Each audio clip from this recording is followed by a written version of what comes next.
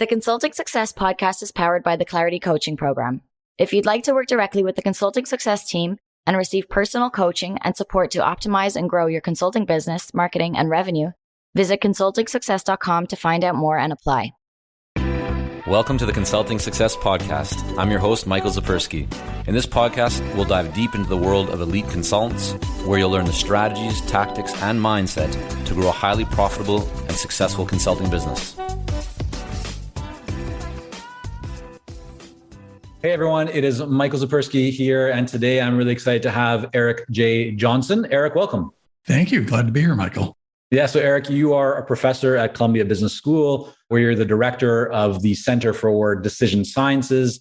Your research examines the kind of interface and connection between behavioral design research, economics, decisions made by consumers, managers, and really the implications for public policy, markets, and marketing. And your latest book, which is called The Elements of Choice, Why the Way We Decide Matters, is a fascinating read. I'm excited to dive into it. I really want to get into how consultants can make better decisions to improve their results in their business, improve the results in their lives, and also how they can use this to provide greater value and even more impact for their clients. But before we do that, I'd love to go back in time a little bit, which is how did you get interested in this whole world of decision-making and decision sciences? Yeah, I've been very lucky throughout my career. I managed to stumble into working with some great people, several of whom have won Nobel Prizes along the way. Not that I knew it when I sort of talked my way into working with them, but it's worked out well. I grew up in a working class town in New Jersey, and when people were making choices, it was in college prep school, high school I was going to, they were making very different choices, even though they were both equally bright. So some went to the community college, others were applying to Ivy League schools. I wondered, what was it that made them make those very different kinds of choices? And then I eventually ended up going to graduate school for psychology and happened to work with someone named Herb Simon, who actually was the first psychologist to win a Nobel Prize. And he was very much about how the mind and how people actually made decisions, as opposed to how economists think we make them. He was much more a realist, let's say that. Do you remember going back in time? I know it's just a couple of years ago or so, where you were starting to think about, and I'm joking with a couple of years. I'm talking Thank about, you. If anyone's watching, they see that, but that's okay. You've had experience for sure, but back, like you mentioned that you saw people making different decisions, different choices, and you started wondering about that, and then you started to study that more. Do you remember that moment, or maybe it was one summer, but the experience in the environment where you really started to become interested in this? Because many people, become interested in, let's say, marketing or economics or whatever it might be, but it often stems from an experience that they've had, whether good or bad. Can you identify, or have you, was there any kind of experience that you had that led you to really becoming interested more in how people make decisions? It's interesting. I think when I was an undergraduate, I started working as a research assistant. And the fact that I was working for us, or thought I had some potential maybe, so they started giving me some books. One of them was Herb Simon's Sciences of the Artificial, and other things like that, that really just sort of opened up my eyes. The other thing that was really remarkable that got me much more interested in applying this knowledge is seeing firsthand how people were making medical choices, both in family and then years later, as I talk about a little bit. I myself am a cancer survivor, and trying to figure out some very basic things, both in my own behavior, but also it's what got me interested in one of the most well-known streams of research I've done, which is about organ donation. Why do people decide to be a donor, either at their death or even more interestingly, while they're living? And that just struck me as, wow, what an incredibly difficult and important decision that is. When I was reading your book, even in the first few pages, I had like this light bulb moment that it all just seemed to make so much sense. Like, wow, it is so true. We all make decisions. We make multiple decisions in any given day, yet very often we pay little attention to the decisions that we're making. Sometimes it almost seems like it's a subconscious choice. Could you offer maybe just a couple of examples of decisions that people make that might be everyday decisions or kind of basic decisions, but how these could be important? Because some people might be listening, well, what does this all have to do with the world of consulting? So just to kind of put this into a bit more context, what are a few examples of those kind of basic yet maybe critical decisions that we all make? Yeah, and let me add one other critical point, which is as we make decisions, we don't think much about the person who's presenting those decisions to us.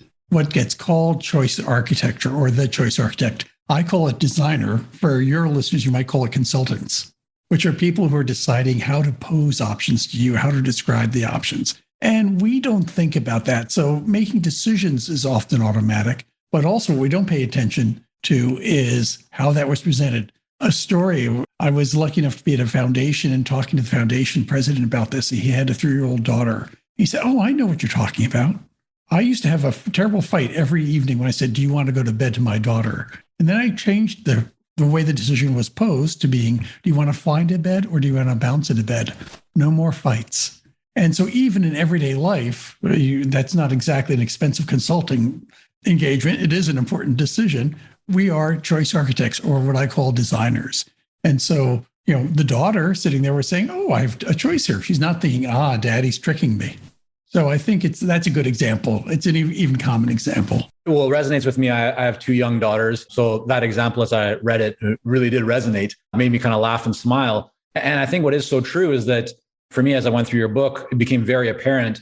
We have an opportunity to kind of mold or architect or to design how we present information in every aspect of our lives. And very often we're just not even paying attention to that. But yet how we pose that or how we display or communicate and present that information can lead to very different types of results. You kind of talk about like the influences that we all have in our life that make some choices more appealing than others. Could you talk a little bit about what those influences are that can make one choice seem very appealing and make another one seem, not appealing at all? So there are 2 basic things I think about when I'm talking to somebody about their decision-making process and what the decision is like. The first is what I call a plausible path. How do they decide how to decide? Look, in most decisions, we're going to look at a small subset of information. And so to make a good decision, we have to look at the best information, but we don't always do that. So what is the path we take through the information?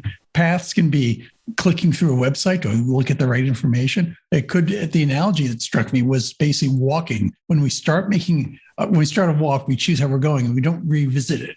Today, I was driving down to New York and, I hit the GPS and it said, "You should go this way." And I was locked into that path. And that's how we often make decisions. We decide how we're going to decide what information we're going to look at early on, and we don't revisit that. So that's one thing. The other thing is the fact that much of what we think about as our preferences are things we're assembling on the spot. They're actually thinking about instances from memory. We're recalling things. So I'm going to think about a decision like where I'm going to go to school or what kind of meal I'm going to have. I'm instantly thinking about other experiences I've had with schools like this or with people who've told me about schools like this. It's that process of retrieving things from memory, what I call assembled preferences, that's so very important.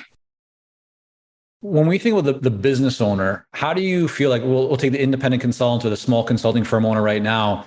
Where have you seen, because I know that you also have done consulting for many organizations over the years. How have you seen this concept of decision-making and decision architecture kind of play into the role or into the business for a consultant? So a consultant, of course, is on their forehead should be written designer, because what they're doing is designing. They're both designing it for the client, which is very important. We can talk about that a little bit more. And they're also recommending designs often for the client to use with customers. So, for example, one thing I talk about, which is I think really relevant here, is how many options do you present somebody? One possibility is you could say, "I'm going to present you every option there is that's available." And one of my favorite examples, I ended up talking to people in New York City, high school choice. Now, kids in New York get to choose high schools with their parents' help. And how many high schools should you present somebody? Well, it turns out the city of New York presents 769 high schools in a book the size of an old school telephone directory. And of course, what happens is that telephone directory ends up sitting in the bottom of the locker. And kids talk about it, but that information doesn't get used. Now, by analogy, if you're a consultant and you're sort of talking about courses of action, you have a very powerful tool, which is how many courses of action do you present to the client? You probably don't want to present 769 or even 69 or even, a small subset. And you want to think about those carefully because they're going to be, in most cases, the client's going to pick from the set you present. Yeah. How do you think about that? I mean, let's take the example of, and this has actually happened with a client who, used to present, or I'd say first develop a very in-depth report. And it was, 100 plus pages long. And this would be kind of the output that they would give to the client, the deliverable. And the client would, as you just said, they would look at this and very often not take action on it because there's just so much information in it. What they shifted to and we helped them to kind of develop was something that was maybe 25 pages long. And so a lot less information, but a lot more very specific recommendations. When you think about this yourself in terms of distilling or taking a lot of information and boiling it down into less information that can create a better outcome or a better kind of, result, how would you recommend that people think about that when they have a lot of options, a lot of, experience, expertise, a lot of things that they could recommend? What's just the thought process that you would go through to try and, arrive at something more optimal? It's interesting because I think that's true of every designer. They have to make a decision of what to present. And I think you'll hear some people say, well, more choice is always worse. And it's true that as you add more options, sort of like you're suggesting, Michael, it gets overwhelming. At the same time, you're adding variety. So you don't want to present a client with just one option. And particularly if you don't know everything about their business, what they should be doing, you want them to bring their knowledge. The analogy to a high school kid, you don't want to give the high school kid one choice because they know what they're looking at and often you don't. So you're going to want to give them. So there's a balancing act there between having enough choices so you can explore the possible spaces and give them a chance to actually think about different options. At the same time, not overwhelming them. So there's an increasing force, which is you want to give them more options, and a decreasing force, which is you want to limit the number of options because you don't want to overwhelm them. So you're going to end up, depending on the situation, coming up with a number that's perfect for that particular decision. I can't say it would be a terrible consulting business if I said 5. No one would want to hire me. They would just read the book and be done. I would love to hear your perspective on, the kind of the accepted best practice in the world of consulting for a full engagement with a client when you're talking about options and pricing is to provide 3 options. You have kind of good, better, best. You have the low kind of entry point. You have the ideal kind of the best value that most people will go for in the middle. And then you have your higher priced option. And so just to make it very simple, you might have something that is $25,000 at the low end, then maybe $45,000, then maybe $85,000. So the gap between option 2 and option 3 is significantly greater than the gap between option 1 and option 2. When you hear that, when you kind of think about that layout of pricing, where does your mind go? Does that make sense? Is something big missing there? How do you kind of interpret that? Well, that's a good example of how people who are designers might be making decisions that are or spreading options that are in a way that's sort of haphazard. We know something really basic from research, and that is people tend to get the middle option. That, in fact, is called the compromise effect. But think about it. You still aren't done when you say the middle because you have to decide how far up should the high option be? How low should be the low option be? There's still a lot of design to be done. And should the middle option be, let's use your example, it should be between 25 and let's say 60,000, halfway between? Or can I actually say maybe it should be an 80,000 and 30,000 and put something in between there? You are a designer when you're making those choices, and you need to think hard about how that goes on. Now, 3 is actually good. Now, you could always add a 4th, which may actually make the 3rd option more appealing. So that design is actually a lot more complicated than always a rule of 3. While we work with a lot of seasoned and experienced consultants here at Consulting Success, I'm often contacted by new early stage consultants. Invariably, the question I'm asked is, what are the steps I should take to become a successful consultant and grow my consulting business to my first 6 figures per year? Well, I'm excited to announce that we've opened the doors for our Momentum program. This is our most popular program for early stage consultants, and it has helped almost 1,000 consultants to start, run, and grow successful consulting businesses. It gives you the step-by-step plan to help you with your messaging, your fees, and pricing strategies, how to win more proposals, how to go to market more effectively, developing a marketing system to generate leads consistently, and so much more. And right now, until September the 19th, you can sign up for Momentum and get 50% off the regular price by going to consultingsuccess.com/audio. That's consultingsuccess.com/audio, AUDIO. Only 100 spots are available to join Momentum and get 50% off. This deal is only available until September the 19th or until all 100 spots are gone. We won't be opening up new spots in this program for several months, so don't wait. go to consultingsuccess.com/audio. That's consultingsuccess.com/audio, AUDIO.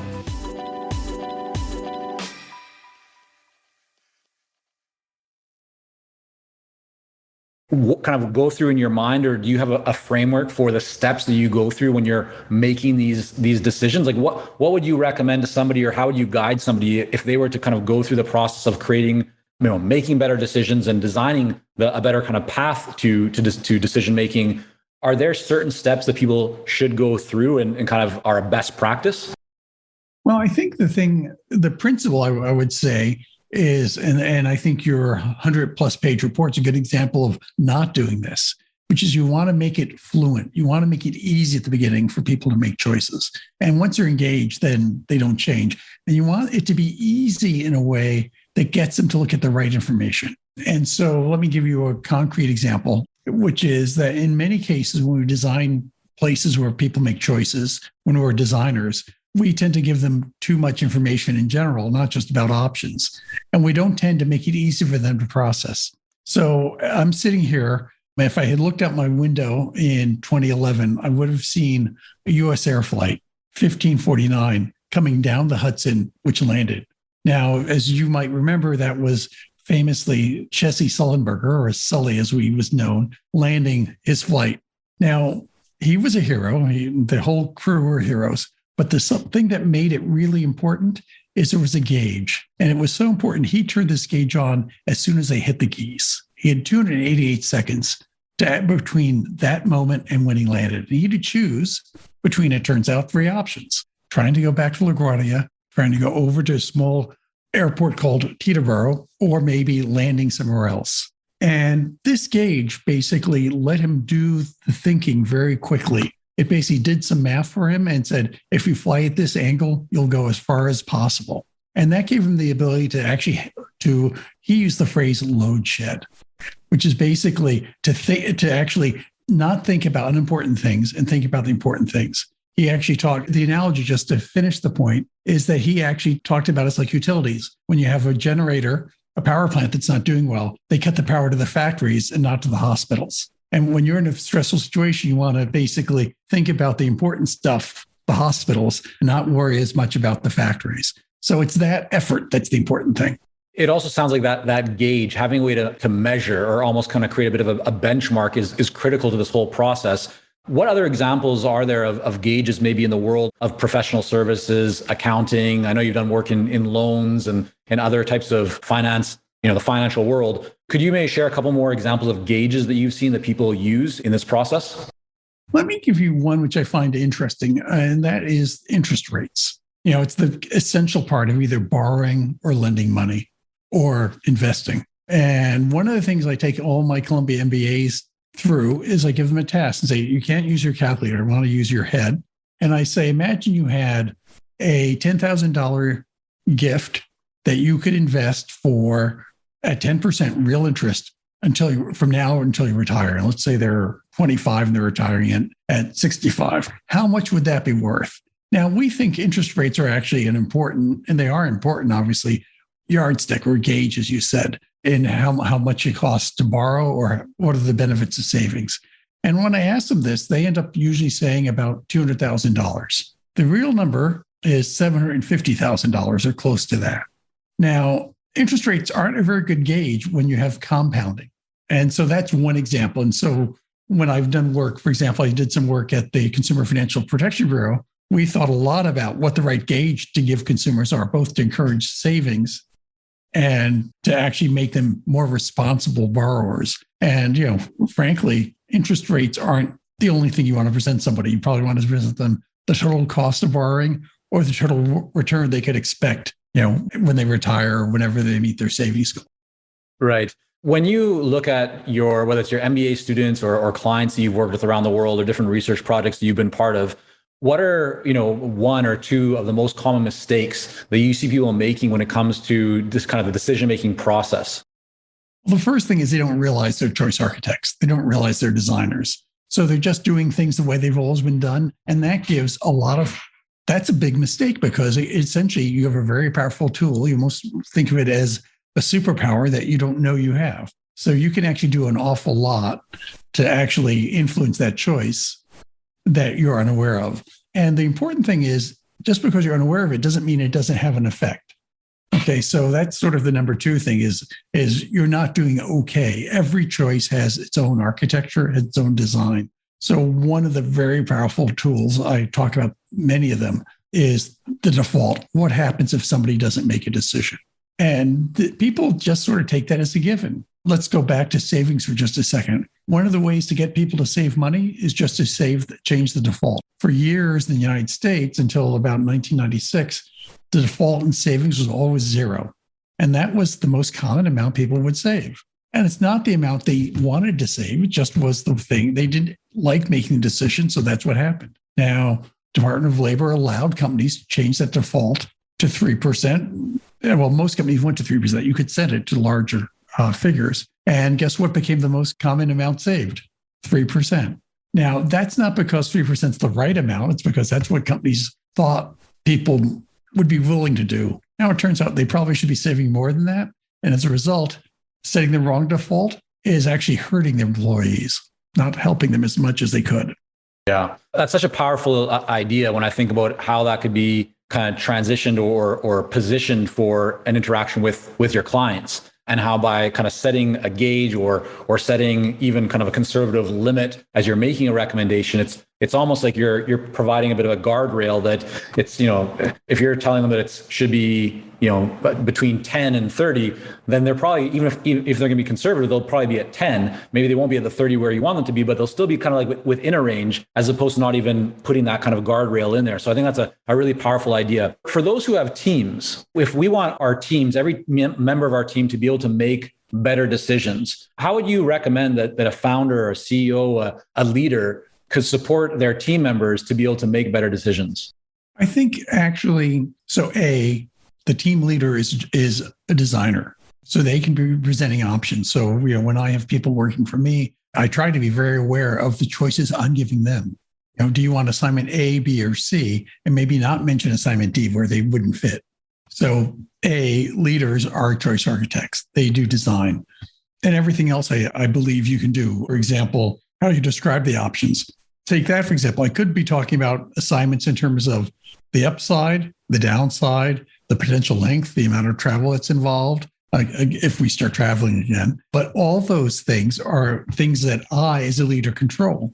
And they're going to have an influence on the choices that my employees, my team members are going to make. So that's, the first thing, basically presenting choices in a way that they're going to make the choice that's right for them and you, because I think that's a great case. They make the choice that's best for them and for you, you're usually both better off. Right. And for those that want to start to analyze or dissect the choices that they are being presented with, right? If we take this from the kind of the opposite perspective, that people are marketing to us, right? They want us to take action on something. They want us to move toward the direction that is beneficial for them. If we want to try and become better at analyzing that, to really understand and make sure that the choice that we're making is the right choice for us and not just for them, how should we approach that? Are there certain things that you tend to look for? Like when you are being presented with an offer, whether it's for insurance or travel or whatever it might be, how does your mind go to start kind of breaking that down to think about the different perspectives or the different options that are kind of being presented within that choice? So the first thing I want to probably make some of your listeners feel better, because they may be thinking, I never do that. And the simple fact of the matter is most of us don't. We're too busy making choices, making a decision. It's like the GPS analogy. I'm too busy driving to actually be tapping on the GPS to see, is there a better route there? So the other thing that's actually quite surprising, if you ask people about whether the design influenced their choice. And we know this mostly from default. So if I pick let's make it concrete. I say, we're going to have chicken for dinner tonight, unless you want something else. And you ask people, did that default influence your choice? They say no. So it's very hard to see past the choice architecture to see that. Now, hopefully, after hearing us today, and perhaps after reading the book, you know what the tools are. You can actually be aware. So you can say, gee, well, I'm only be presented 3 options, or why those 3 options? Or to use another example, why using interest rates instead of dollars? That basically, once you know the vocabulary of the designer, you can help understand what they're doing a little bit, but it's not easy. It's actually very hard. You've been studying this area, Eric, for many years. I mean, you've written a really great book on it, as you said, provides tools and a lot of very detailed and in-depth information. How has this knowledge that you've accumulated and this kind of perspective and experience that you've accumulated over the years, how has that impacted your own personal life? Because I can only imagine that as you are being presented with all kinds of information, your mind is even maybe subconsciously kind of analyzing it and viewing it in a very different way than it likely did before you started down this path of research and all that. Is there anything that you look at today that you can't believe how you didn't used to look at it like that in the past? I'm very interested to know your personal journey around this and how you kind of observe and analyze all the choices and options of life around you. So one of the things that I've learned, and actually someone asked me a similar question, I realized I had done this without knowing it, is I always, when I set up a meeting, I set a default time. I'm flexible, but how is, and then presented for time, 10:30 on Thursday. And more times rather than not, that default gets selected. Now, that's great because now I can schedule my meetings, back to back or with 15-minute breaks, whatever I want to do. I'm not coercing anybody. I'm actually saying I'm flexible and I will be responsive. But that's a case where I can actually become much more efficient simply by having a default. And there's lots of those. And I won't go into, my wife is in the same profession and she has read the book. So you can imagine some of our conversations about where we're going to dinner or what movie or play we're going to see. And it gets to be a little bit like The Princess Bride, that I know that you know that I know, and we know each other's tricks. In fact, I once was teaching a bunch of MBAs that she had taught negotiation, and they're trying to get a delay on the exam. And I said, "Oh, that's interesting. You're trying to negotiate the exam with me. And who do you think taught you negotiation?" Right. I want to ask you about your book and just a couple more questions before wrapping up. Your book, it's for those who are seeing this on video, it's a thick, good read. I mean, it is packed with really deep and valuable information. It's also different than a typical book on behavioral economics or things of that nature, in that it's not a dry read. It's very enjoyable. There's a lot of great stories and illustrations. What went into writing this book? I mean, how did you think about writing it? How did you think about structuring it? Any best practices, any things that you feel really made the book what it became to be for those who might be thinking about writing their first book or their second or third book? I'd written academic books before, and there you just sit down and type what you're thinking. You might think about structuring things different ways, but this was very different because I worked really hard. It was fun to explore examples. So, how often does an academic get to read reports about how the U.S. Air 1549 crashed and what Sully looked at, and read transcripts of his testimony? How often do you actually get to read about and interview people who've designed the New York City school choice system? So part of it is it's important to get examples that make the point, and not just because they're examples of points you want to make, but they also make you think about what you want to say. And so, everything in there are examples about dating services. And I already mentioned I'm very happily married. So that was reading about dating services, reading things I wouldn't normally read, and trying to find places where things came to life, both where things worked out well or in other cases where things worked out terribly. From start to finish with the book, what percentage of your time would you say that you spent on research and kind of collecting these stories and information, and what percentage of the time was actually spent kind of, writing and editing the book? It's hard to separate out because staring at a blank screen and trying to come up with another example just merges into the process of writing and rewriting and rewriting. I have a great editor who helped a lot. And I used to think I was a good writer. And now I think I'm a much better writer. But, that process, takes much longer than anyone thinks about it if you're going to do a good job. And, there are lots of examples that ended up on the cutting room floor because they just didn't make the point right. Right. So you're an author, you're a professor, you've been consulting as well. In all of this, is there one or two things that you feel in your day-to-day life really give you more mental clarity or focus, just allow you to perform at a higher level? Any habits or anything that you do quite consistently that you just feel has a big impact on your success? I think, particularly in consulting, trying to understand where the client is coming from. Often you go in and say, "Oh, I know that," I know this. I'm just going to use that solution. But often there's something more subtle going on. And I think understanding that, trying to put yourself, into understanding the pressures that client is feeling, and many of which they can't talk about because they don't see them. We're not the only choice architects. Their situation's a choice architect. They have a boss. They have, employees. These people are also influencing their choice, and having an ability to step out of sort of your own view of the situation. I was doing some work with, let me just say, a well-known company which that involved a Nobel laureate. And these were all folks that were, like myself, working class kids from New Jersey. And so understanding a little bit about that background, that they all were achieving more than they ever thought they would, and they were really happy, but not maybe incredibly secure, was very helpful. So I think that empathy, I hate to use that word, but helps. Why do you hate to use that word? Well, I think I'm a cognitive psychologist. I don't talk about the touchy-feely stuff, and that's not my expertise. Right. And what would you suggest to those who say, Eric, that's great advice. I also would like to learn more and be able to empathize, better with my ideal clients and those that I'm looking to serve or am serving. What suggestions would you offer to them? How can they get better at that? Great question. As I said, this isn't my expertise. Although I think just doing it, taking the perspective of what the client is thinking, what they fear might be happening, just understanding what attributes are important to them. A good choice architect does two things. One is they know where the chooser is, what I call those people, the chooser is coming from, but also have a good idea of what they should be doing and combining those two. So, for example, if an attribute is more important for their choice, make the attribute easy to process and first in the list. It would be very useful. There are lots of examples that I've thought about, let's say you care about the environment. You can present that information in lots of different ways. Just to give you one example, the US government gives it to people in terms of miles per gallon, which turns out to be misleading.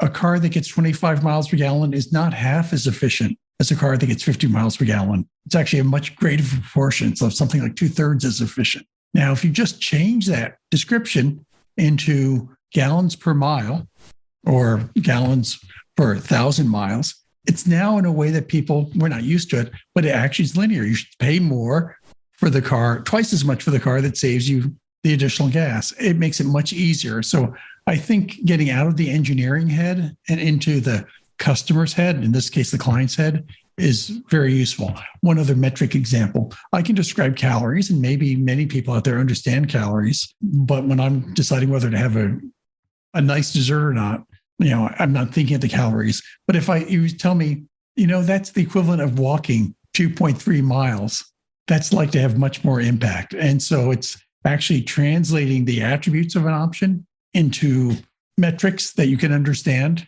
dollars instead of interest rates, miles walking instead of calories. Those are all good examples of trying to get into the way the client, the chooser, wants to think about the problem. Yeah, those are great examples. Thanks for sharing them.